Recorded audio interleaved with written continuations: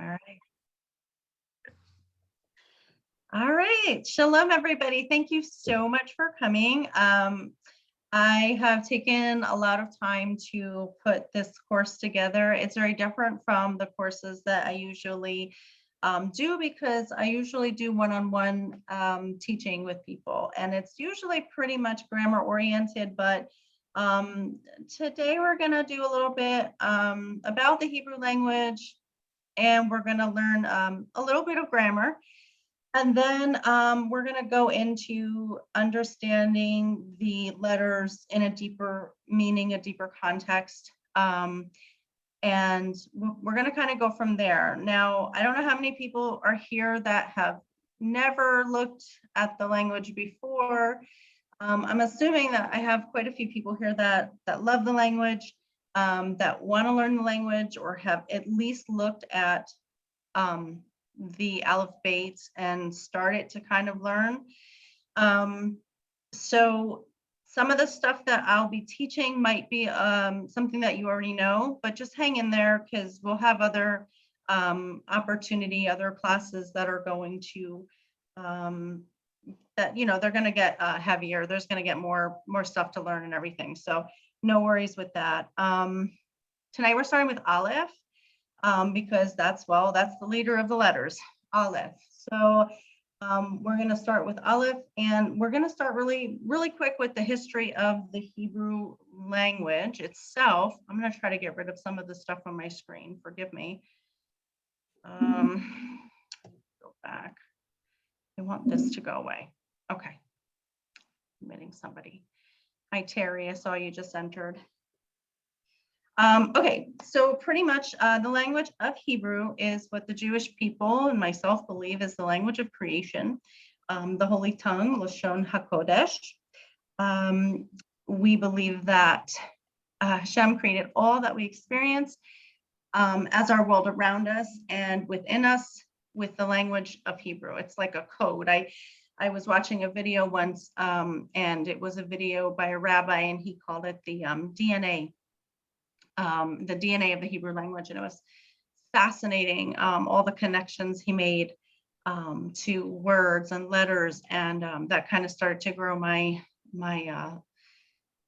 joy in Hebrew, because it's not just a language like English, where A is just a letter A, and if you put a C, A, and a T together, then you have the word cat. Whereas if you put specific letters together in Hebrew, they actually create this image of what it is supposed to be. And it's said that in the beginning, Adam was told to name the animals, and whatever the animals were named is what the names of the animals were. And that's pretty much kind of like all of our creation. It's everything that Hashem spoke into existence is what it is. In a molecular level almost, not just a language level. So it's kind of like chemistry, where you have H2O and they create water. Well, this is the same way in Hebrew, where the letters create what you're looking for, like a chair or something. Those letters create that physical thing. So the language is believed to be the only language used until the Tower of Babel. I'm sure you guys have heard about the Tower of Babel, or Babel. Babel actually means confusion or confuse. That's the whole point of Tower of Babel. It's to confuse the language. When Hashem confused the language and the peoples were split into groups because of it, they were scattered. If you can't understand one another, it's very difficult to build a world together. You can't communicate. So what happened was, 20 people over here heard Chinese, so they went with their people, and 40 people over here heard Indian, so they went with their people, and just kind of an idea. And then 100 over here heard Hebrew and said, okay, these are my people. And then they all scattered, and they all found places that they could build their world together. So there's been many wars, revolts, captivities, everything like that. Around 135 AD, after the Bar Kokhba revolt, the Jews were expelled from the land and dispersed around the world and adopted the language of the nations that they were in. After that, Hebrew was only used in synagogues, yeshivot, to learn Torah, Talmud. It basically existed only as a written language and a readable language. In the late 19th century, the father of the modern Hebrew language, Eliezer ben Yehuda, began a revival of the language as a living language for the Jewish people in Israel. And when the state of Israel was established as an independent nation in 1948, it became the official language of the Hebrew language. So not only is the nation of Israel becoming a nation again, once more, a miracle, but the language is also a miracle. To reinstate that is just, it's incredible. So also, just so you know, there are many different varieties or very many different different forms of the Hebrew language. There's Ladino, there's Yiddish. So Ladino is like a mix of Old Hebrew and Spanish, and then there's or the Old Spanish, and then there's Yiddish, which would be the mix between the Germanic language and Hebrew. So you could actually trace the movement of the peoples through the language, and you can see, you know, where they ended up and how they ended up there. It's really a very neat thing. So that's kind of a really brief history. I don't want to get into too much of the language history, but I just wanted to give a short kind of introduction on it, because for me, Hebrew has been just such a phenomenal eye opener. That was, you know, to me, because I grew into Christianity, and then I understood that there was something so much more than what I had been learning, and Hebrew was my first door into that. And that's a long story. I won't get into that now, but as soon as I started learning and wanting to learn, Hashem opened up all those doors to show me, you know, kind of like really what it was all about. So I'm not saying I know everything at all, because I don't. So if anybody has any questions at all and I cannot answer them for some reason at all, I will do my best to get that answer for you, and get it to you as soon as I can. So please be gentle with me. Okay, so we're starting with the first letter. The first letter of the Hebrew alphabet is, you've guessed it, Alef. And Alef has a numerical value of 1. Each letter has a number associated with it. And every time I present a letter, I will give you that numerical value that goes with it. This is especially important when you are reading the Torah, or, you know, anything, even in Talmud or anything like that, where they'll say, you know, open up to, you know, Bereshit Alef, Bereshit Alef, which would be Bereshit 1.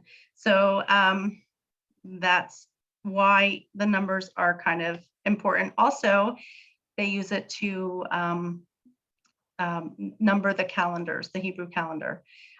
So that's that. Now, the basics. Put these all out on here for you guys, because I figured if you go back at all into the video, you'll be able to look at everything here and kind of have notes for yourself. I do suggest that you have a notebook though, and a pencil. I love the pencil because it has an eraser. I don't like pens. I get a pen and I'm crossing out and everything. So I always suggest a pencil, but whatever you're comfortable with. These are the basics. The alphabet has a total of 22 consonants. It also has 5 final forms. These are called sofit. Okay. There's only 5 letters that have final forms. We'll get into those when we get into those. And I will let you know what those are when we get there. No vowels are included in the alphabet, but there are vowel points that are used to direct the word. So the vowel points are what makes it come alive, what makes it become a word. However, if you are reading, say, modern Hebrew today, I think in 4th grade, if you're in Israel in 4th grade, I think is the last grade that they use any kind of vowel markings to help with learning how to read. So I was going somewhere with that. Sorry about that. So just know that the vowel markings aren't something that you're going to see all the time. If you're reading a newspaper, say, for instance, in Israel, you're not going to see that. If you're reading signs, usually you don't see that. Sometimes you might, but usually don't. So it's very important to learn the words, learn the vowels, but don't depend on them. They're kind of like training wheels for riding a bike. You're going to get used to it, and then all of a sudden you're going to be able to go without them, which is what you really want. Okay. Hebrew's written from right to left. This is the basics. Written and read from right to left. I've had a few people who have written it from right to left, but read it from left to right. And that doesn't work very well. So written and read from right to left. There's 5 basic sounds. Okay. A, E, O, U. Okay. These are 5 basic sounds. That doesn't mean there's not other sounds that you will hear when vowels are blended, but these are the basics that you should know, okay? Also, a very big thing, Hebrew's kind of, and forgive my way of saying this, but Hebrew's kind of caveman-like, okay? So there's no A, R, am, is. So for instance, if I want to say, let's see, what do I want to say? I'm walking, all right? If I want to say I'm walking, I literally say ani. Ani means I, ani. And if I want to say I'm walking, it's holechet. Ani holechet, okay? I'm walking. I didn't say I am walking. I just said I walking. That's it. I walk. So it's a very simple language. It's not very, floral or anything like that. It's just basic to get the point across. So the gender designation is very important. I'm a female. So I would say holechet. If you're male, you would say holech. Ani holech. Okay. If you're a male, ani holech. Same thing with plurals. If you're female plural, if there's a group of females together and they're walking, right? It's hochot. If it's male, hochim. If it's male and female, it's hochim. It's like Spanish. Spanish has kind of like masculine, they take on the form of the masculine. Even if there are women involved, it goes straight to the masculine. Okay. Anybody have any questions at this point?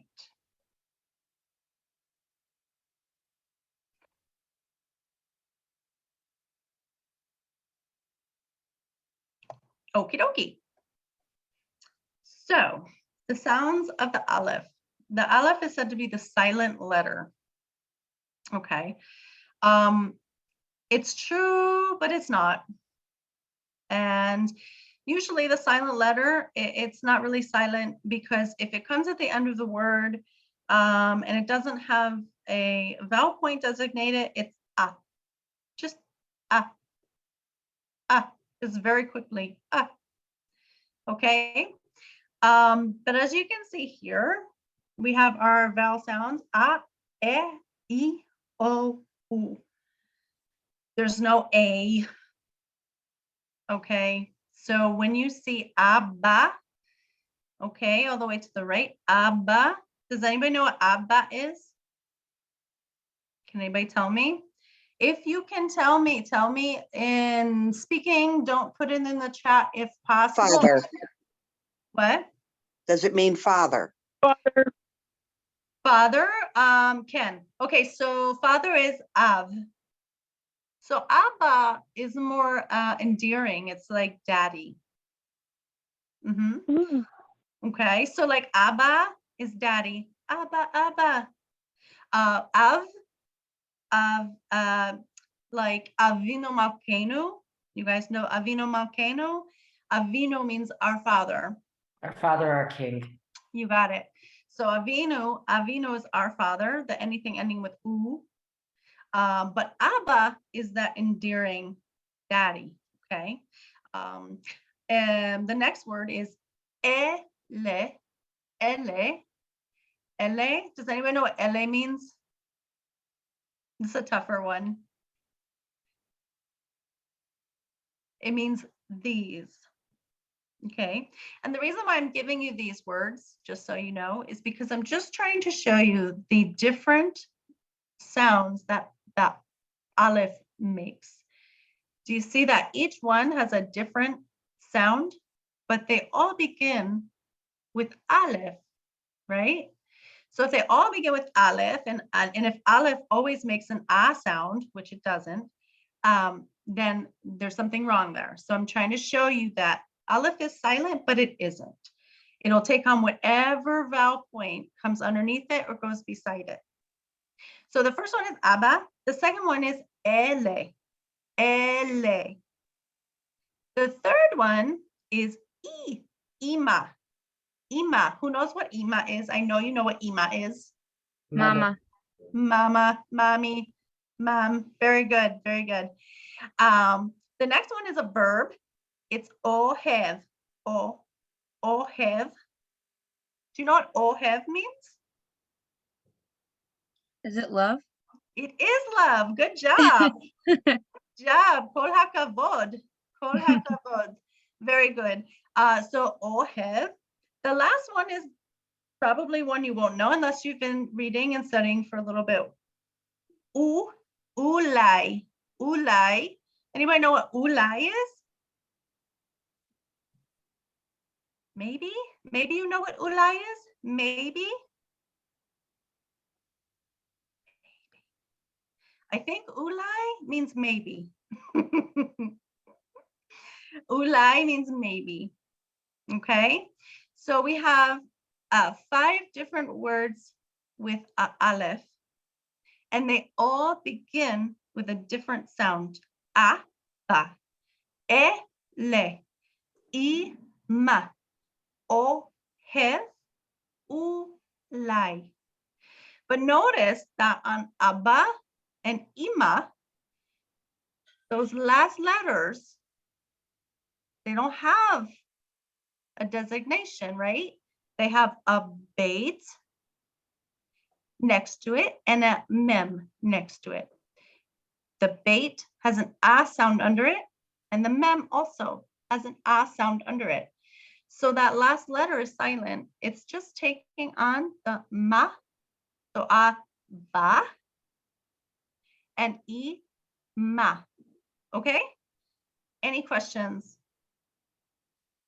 What was ele, Ele means these. please? These, like Oh, these. I don't like these letters. Okay, thank you. You're very welcome. Okay. Anybody else? We'll be learning a little more about the Nikud in the next lesson. Okay. This one is, like I said, kind of a starter lesson for you guys. And I believe that many of you have already been learning the Hebrew language. Is there anybody here that's like brand new, that this is the first time you've ever seen it or the second time you've ever seen it and you're totally like confused and overwhelmed? Please speak up. Okay, so I'm going to assume everybody here has already at one point or another learned a few words and learned a few letters. So let's go to the next slide. Maybe. Okay. All right, so I'm going to stop there as far as the Hebrew lesson goes, because, well, you know what? No, I'm not. Let's do this. When we first started, I said a word. I said ani. Ani means I. If you have a notepad, if you could write down that word ani, and in the chat, I'm going to write ani, but what is the meaning of ahava? Ahava means love, but this love, I'm sorry, I'm answering a question from the chat. I don't want to confuse anybody. What is the meaning of ahava?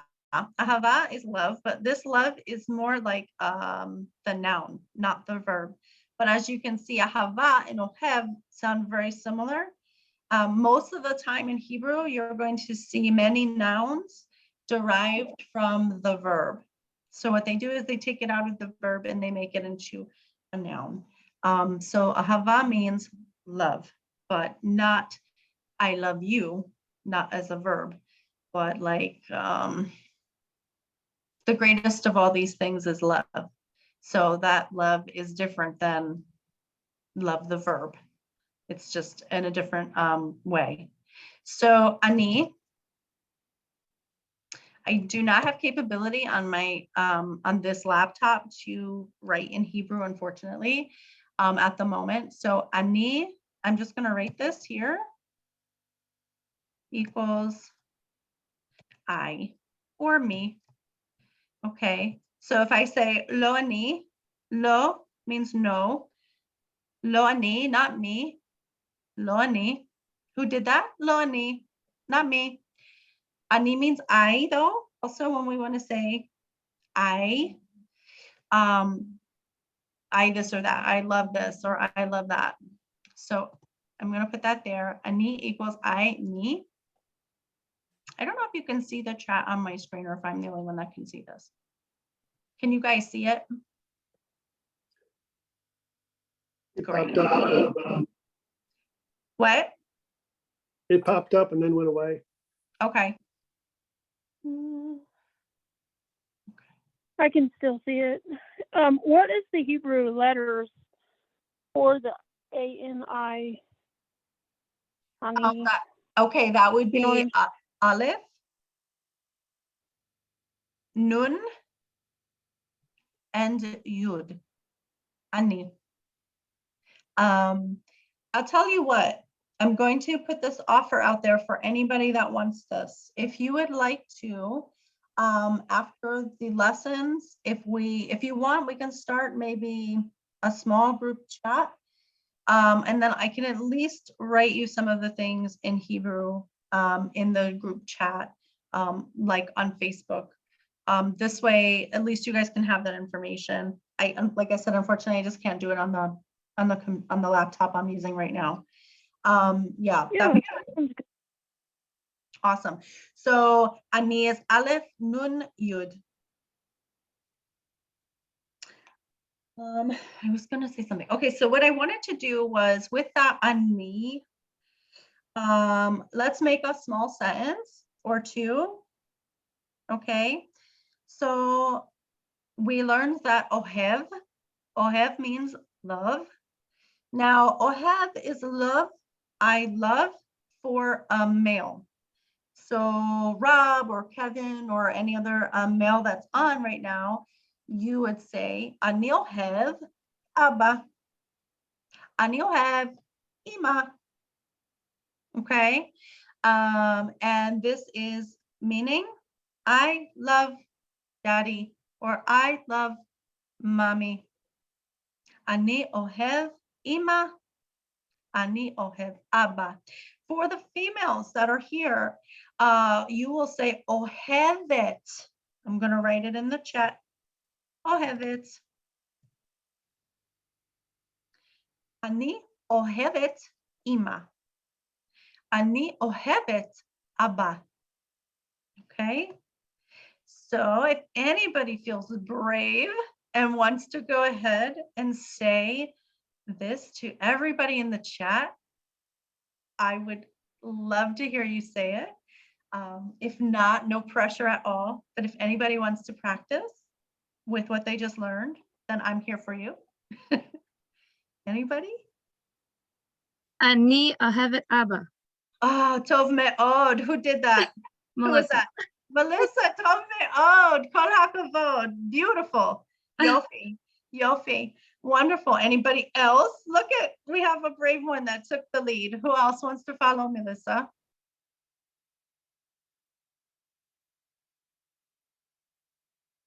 Anybody? Okay. No pressure. No Ani, pressure.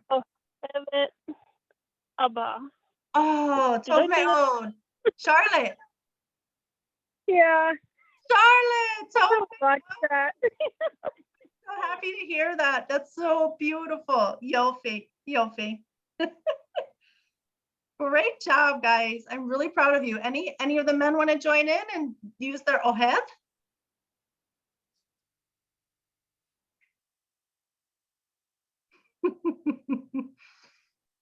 It really is no pressure, guys. Honestly, I just want you to be able to use it. This is the time when you can use it. This is the time when you can talk to somebody in Hebrew and know if you're saying the words right.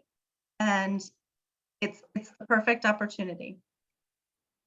Neo have Ima. Anil Avima, who said this? I did. Kevin. Kevin told me. Oh, very good. Very good. Anil Avima. All right, so that's what kind of like if you want to do homework, this would be fantastic. This is what you want to do is you want to take your notebook. And yes, everybody sounded fantastic. I'm so proud of you all. So what you want to do is take your notebook and you want to write these down, okay? Because using all of the senses to learn the language is gonna, I mean, it's really gonna push you into a whole new realm of remembering and understanding and retention. So what you want to do is you will write it in Hebrew. Ani ohev ima. Ani ohev abba. Ani ohevet ima. Ani ohevet abba. You'll write it in Hebrew. And then you can write it in English next to it. It is so beautiful. I totally agree. It is my favorite language by far. And I learned Spanish in high school. And I really did enjoy that. But once I learned Hebrew, it was a whole new ballgame because it's not just a language. And that's a great intro, Melissa, to the next slide. It's not just a language of communication, but it's a language of just deep meaning and deep understanding of Hashem and his ways and everything that he has created. So the next one is very simple, gematria, kind of beyond the realm of speaking, understanding how the letters were even put together and formed, and then how they were used into creating the world. Now, this is a little deeper. So we're still in the Alef. And all of the letters, each letter uses the other letters to create that letter. And you'll see as we keep going, because in each class, I'm going to go beyond the communication of it to the beauty of the language for each letter, hopefully for each letter. And just give you a little tidbit. This one, though, is when I first heard this, I was completely blown away, mesmerized by the depth of everything. So Alef uses two other Hebrew letters to make the Alef shape. As you can see on the screen, it uses two yuds and a vav. As you can see in the center, the vav is a slanted vav, and then the two yuds are the connectors. Okay. The numerical values of each letter, I told you before, Alef is 1. Alef itself is 1. Okay. However, when you separate Alef out and you look at the other letters that created Alef, it equals 2 vavs and a yud. It equals 2 vavs and a yud. Okay, I'm sorry, 2 yuds and a vav. My mistake. So 2 yuds together is 12. I'm sorry, I'm doing that wrong. 2 yuds together is 10. So that equals 20. And then the vav in the center equals 20 or equals 6. So putting them together, it equals 26. Okay, and you're going, so? Hold on a second, I just need to take a drink of water. Thank you. So Here's my explanation of this. The yud represents the hand and the vav represents a connection. Okay, a hook, if you will. The number of the yud is 10 and the number of the vav is 6. So the Torah says, Shema Yisrael Adonai Elokeinu Adonai Echad. Hear Israel, the Lord your God, the Lord is one. This is referring to the sacred name of Yud Ke Vav Ke. I will not spell it out. The number of that name is, you guessed it, 26. Wait a minute. What does Aleph equal? Anybody care to guess? What does Aleph equal? Aleph equals two yuds and a vav. 2 yuds, 26. So interesting that the Aleph, or the leader of the Hebrew alphabet, equals 26, the same number as Yud Ke Vav Ke, the most holy name of Hashem. The most holy name of Hashem. And we're not really allowed to write or speak.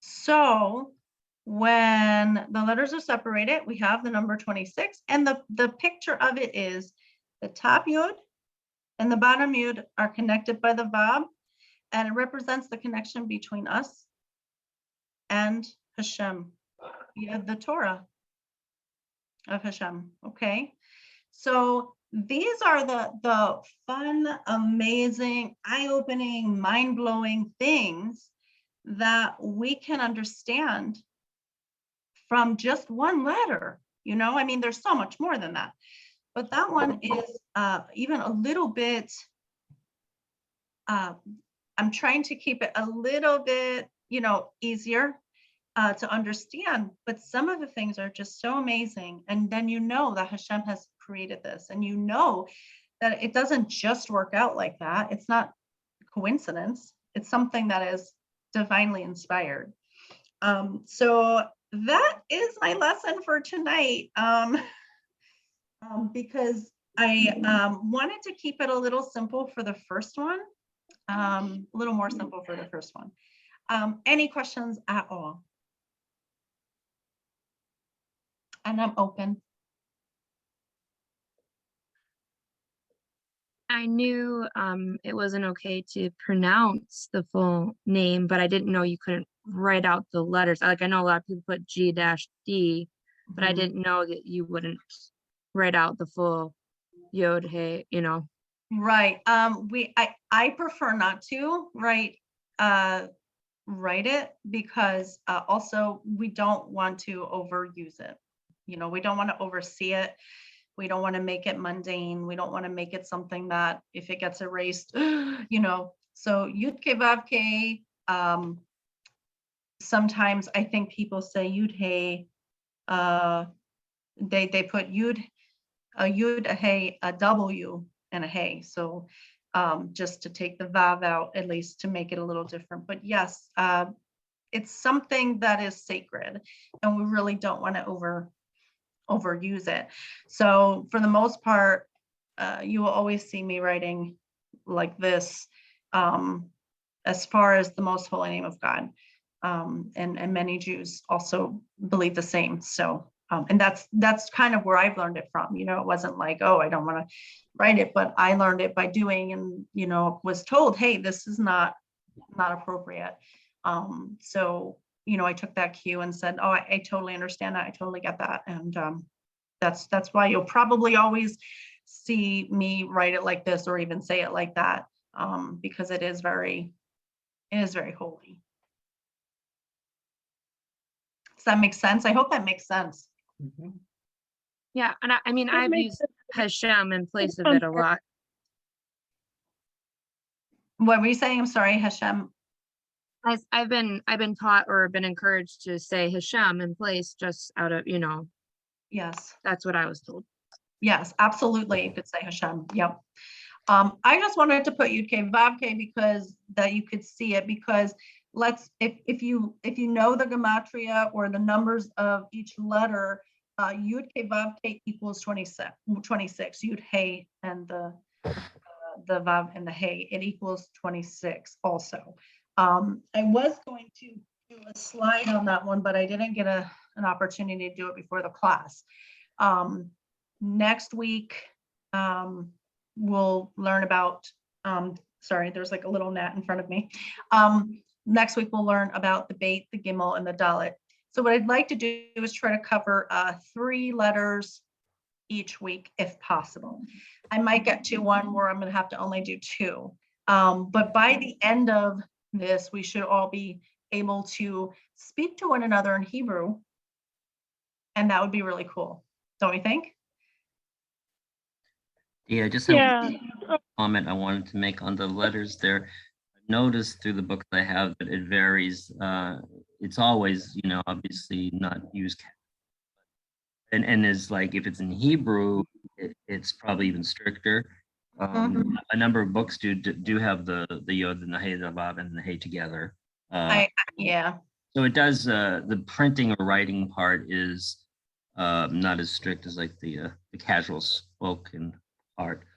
It's just funny when you were mentioning, though, the connection here numerically, that we just went through Parsha Bereshit, which does not start with the Alef, the Beit, and the name of God used in Parsha at the beginning, in the very beginning, is not the 4-letter name, it's Elohim.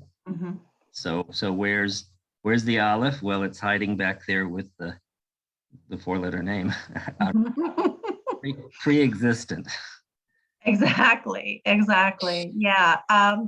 That is, I love Bereshit's probably one of my favorite that I've been learning about. And I mean, like, I've only been learning Torah for like 10 years now, and it's nothing. I'm still a baby in Torah, but it's very, Bereshit is incredibly eye-opening, and it is one of my favorite. Genesis is one of my favorite books, and yeah, I'm using the the Greek term or whatever, Genesis, I don't even know, but that is one of my favorite books. And Bereshit, the first right off the bat, has so many secrets in it that we can't even begin to, I mean, literally, I think that there's been books written just on the first line, Bereshit bara Elohim et hashamayim v'et haaretz. I'm pretty sure there's been like massive amounts of books just written on that. It's, the language is incredible, the meanings are incredible, and that's why I have a passion for the language. I mean, there's so much, and you'll never stop. You can never stop learning. There's no way you'll ever get to a point where you'll go, I'm good. Just when you get to the next thing, you're like, whoa. And then that takes you down another rabbit hole. We like rabbit holes, right, Tivia? We like going down the rabbit holes, especially with the Matrix. But that's the class for tonight. And I want to thank everybody for coming. I see that there's 18 participants right now, which is hi. That's awesome. So I'm grateful that everybody came. Again, I'm going to open it up to questions or anything else that you might have for me. Yeah, I have a quick question. Because in studying the first parsha for the Torah cycle, studying that God created the world through his wisdom, Proverbs 8. How do you pronounce this, the word in Hebrew? Chochma. Chochma, and then Chochma. Bina, Chochma and Bina. and Da'at. Da'at. Thank you. You're welcome. So yeah, Chochma, so it's 2 ch, Chochma, Bina, and Da'at.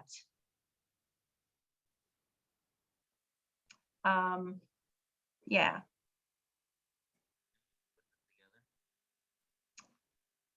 So yeah, so very interesting. The Torah is just absolutely, it's fascinating.